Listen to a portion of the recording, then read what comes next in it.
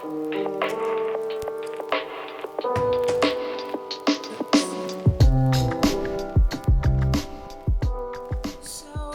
today we're gonna watch Dansky video. And he's making neon text effect. So why not just try it?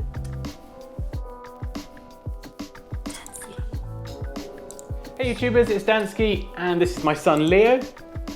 And today we're going to be learning how you can create an awesome neon text effect in Adobe Illustrator. Aren't we? Does that sound good? Yeah, it's really awesome. You should definitely watch this video. Oh, thanks, it's really kind of you. So we're going to start by creating a brand new Illustrator document. And then what we want to do is select our rectangle tool because we're going to be creating a neon text effect. So we want something really dark, so the glow and the effect of the neonness, is that a word? Really stands out. So let's just zoom out and we're going to create a humongous rectangle square, just effectively a backdrop for us to work with. So I'm just dragging mine to fill the artboard. And then here in the swatches palette, I'm going to double click on the black and just drag these sliders all the way to the left. So it should read 000. So it's proper true RGB black. And I'm then going to go to Object, Lock and Selection. Because when we're working with our neon text composition, we don't want to accidentally select this by mistake. So there we go. We've got a black background. Let's zoom back in and we'll select the text tool or the type tool. Click anywhere on the artboard, change your color to white so you can actually see your text, and you can type whatever word you like. I'm going to be really uncreative and type the word neon. Just make sure that's white, and then you can pick a font, and I'm going to pick Arial Rounded MT Standard. So it doesn't have to be this font, it can be any font that you like. We can then select it, go up to Type and click Create Outlines. So I already have a black screen.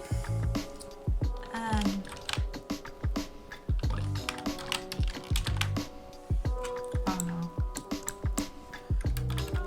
No. Oh, here it is. I thought I lost it. So I made this. Don't ask me what it is. I just made it. So I have my figure. Awesome. And effectively this turns it from editable text into an outline or a shape, something that we can work with that isn't editable text anymore. So what I'm going to do now is I'm going to double click on the pink over here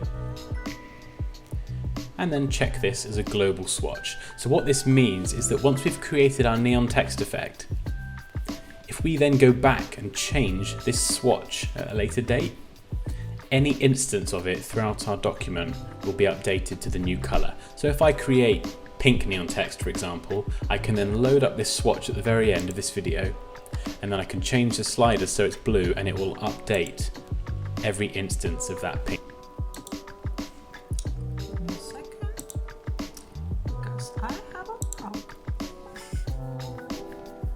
Like F4 is doing some weird thing. It's pasting thing in Illustrator. Why? Text and change it all blue. So it's a really handy way so you don't have to go through and select all the different letters and manually change them. So we've got our pink text. Now what we're going to do is select it, go up to Object, Path and Offset Path.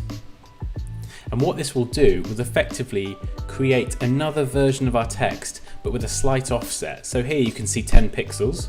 If I tick the preview box, you can see that it adds effectively a 10 pixel stroke all the way around the edge. So if I change that to 5 pixels, you can see it gets thinner. If I change it to -5 pixels, however, you can see that it actually does it on the inside. And that's what we want here. So depending on how big you've created your text, you want something that looks like this. So I'm going to go for -5 pixels. If I zoom in so you can see, it's created another version of this neon text, but a lot thinner inside the original letters. Now let's just check. Okay, this is all grouped together, but if I select it and go up to Object, Ungroup, you'll now see that it's actually created these all as new shapes. So what I'm going to do is select these inner shapes by holding Shift, just to select all of them, and then I'm going to go to Object and Group.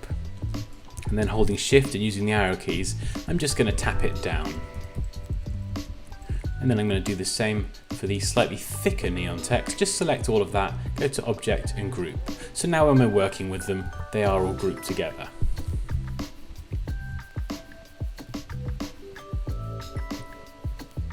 And I'm going to change the colour of this thinner neon text.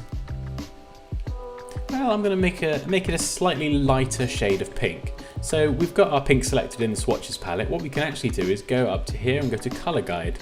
If you click that, it's got some predefined swatches that go darker and lighter. So we can actually pick one of these.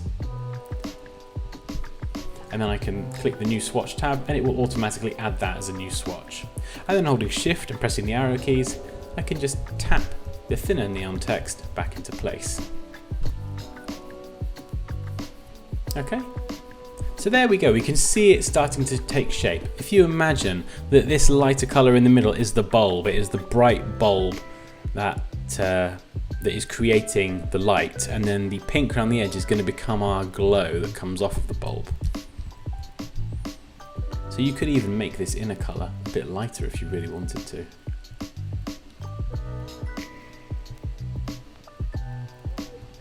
When you're happy with what you've got, we're going to select the outer pink, that's the darker one here, go up to Effect, Blur, select Gaussian Blur, and then tick the preview box, and we can adjust this as we need to. So you can see here, this is adding the glow, it is creating that neon effect. So again, depending on the size of your artboard and your composition, you can adjust this to suit you. But I'm going to do something like, I think 6. So there we go. You can see we've created some neon text. You can apply a very slight blur to the bulb itself if you like. This is entirely optional. Perhaps 1, just to give it a bit of a blur. Just ever so slightly. And I think one thing that's still missing is, because this is neon text, the black backdrop, if that were a wall or something behind it, you would see a glow coming off of it. So it's just missing that finishing touch. So if we select our already blurred neon text, and we're just gonna select it and go up to Edit and then Copy, and then paste in front, hold Shift, and using the arrow keys, just tap that up. We can go over to our Appearance palette here, select our Gaussian blur, and we can increase that. I have to find a better way to record these. It's just funny. It's just getting funny. So We can go over to our Appearance palette here, select our Gaussian blur, and we can increase that.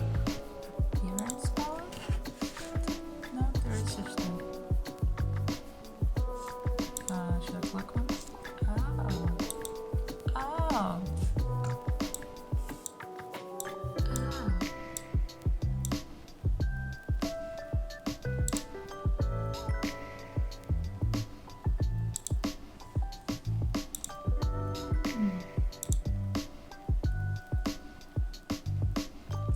That is blurry.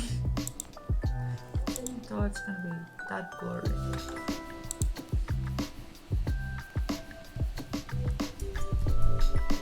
Just enough so that when I slide it back under, holding Shift and using the arrow keys,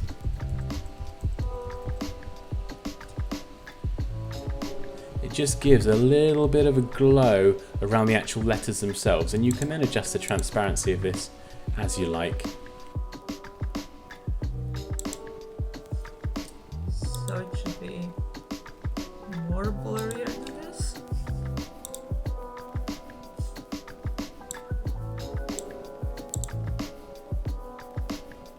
Like that blurry?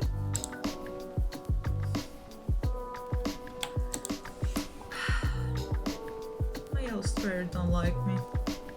It is just doing its own thing.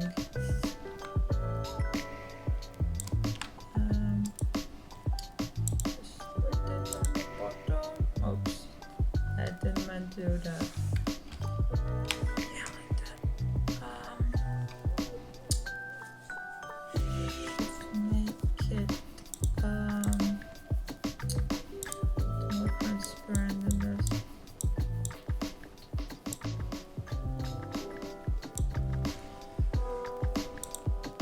I just realized I haven't saved it. I think it's good enough time to save it somewhere. It's just funny. It's just finally doing its thing.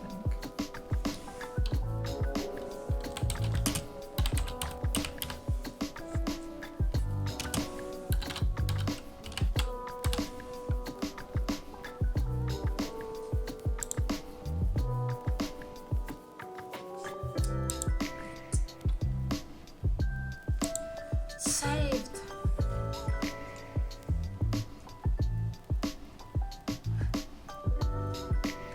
Almost crashed. Oh my god. So I might go with something around 80%. And now you remember what I said before about adjusting the colour? Is it just me or his look way better? I don't know.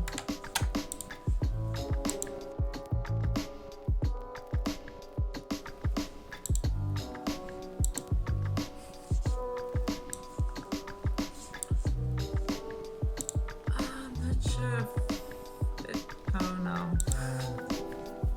Oh, maybe it did.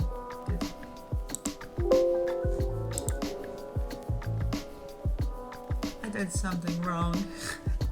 You can go in and individually adjust the colour of each letter if you like, or without selecting anything you can go back over to the swatches palette, double click on the pink, tick the preview box, and we'll adjust the slider, and you can see now that it's changing the colour of the text. And because we selected colours from the colour guide over here, you can see that the lighter versions of that pink we started with have also been updated to reflect the new colour. So technically, if I select all of it and just put it in a color,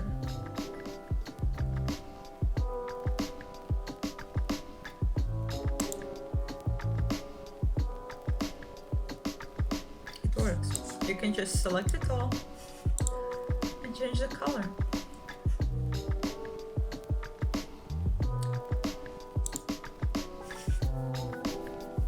It looks so bad. Oh my god. What did I do wrong? So what I'm going to do now is I'm going to double click on the pink over here and then check this as a global swatch. So what this means is that once we've created our neon text effect, if we then go back and change this swatch at a later date, any instance of it throughout our document will be updated to the new colour.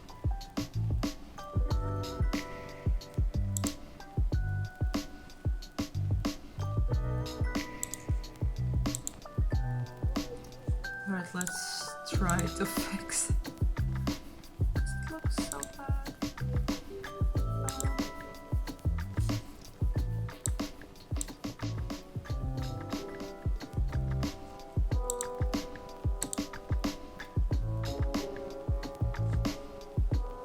No, that was not a problem.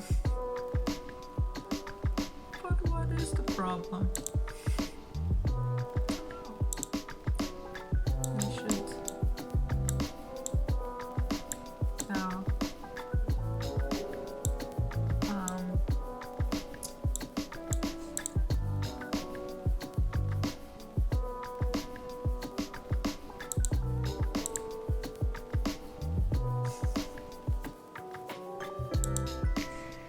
I don't know. Just don't know.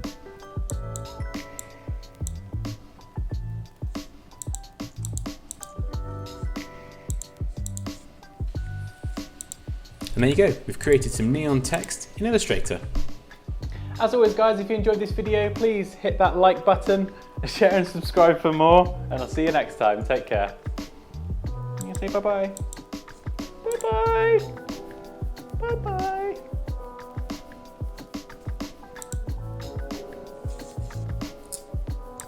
So, everything looks horrible.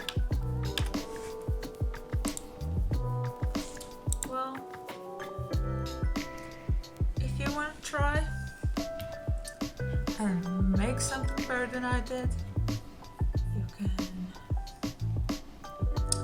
check that video in the description and try it, because I did something wrong. Bye bye.